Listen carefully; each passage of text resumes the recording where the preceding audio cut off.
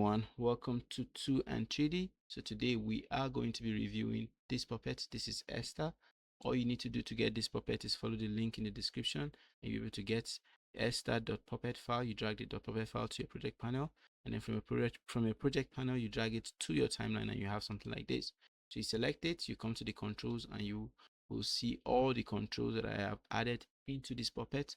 You can use it however you want, but I am going to show you an easier way to animate this puppet using these triggers. So I have configured some triggers and I configured them to your keyboard, to keys on your keyboard. So all you need to do is just to press a button and you will have a trigger. Okay, so first thing you need to do is let's start with the face. Let's start with the emotional triggers. So for the emotional triggers, you have to use 1, 2, 3 on your keyboard. 1, 2, 3 up to 9. So you press 1, you get this. Okay, let me zoom in so that you'll be able to see that. Let me just zoom in.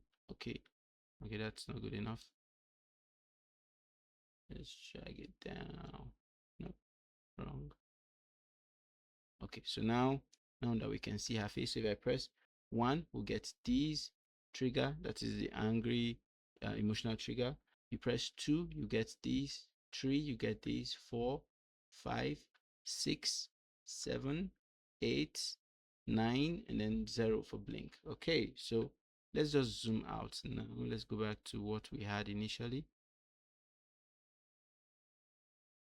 Okay, so now you press Q and A, you'll be able to get, you press Q, you'll be able to get this arm movement. You press A, you'll be able to get this. You press it again and it will go back to default. You press W and S, you'll be able to get this. And you can combine this with maybe a facial trigger like this and maybe move this around because they are draggers. They are draggables around some parts. There's a draggable around her waist. There's a draggable around her knee.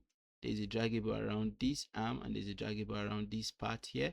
So you can pose your character however you want while you're recording live. So you could do all of this in one take. And now let's continue. I'm just going to refresh this page. Press Y and H and you get these U and J. But there are some triggers that I could not configure them to keys on your keyboard because I ran out of keys. So you could just come down here, come to controls, and you could come down here and you'll be able to access them. There are a lot of them.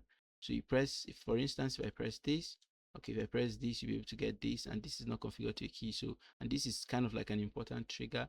So you could just come here once in a while and use some of these triggers maybe when you're animating this character.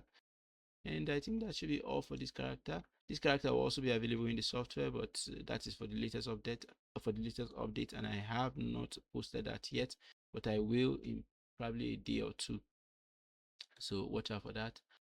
Thank you for watching. Please give us a like, give us a sub. It will help us to reach more people with content like this, and also help us to reach you more content like this in the future. Thank you and bye for now.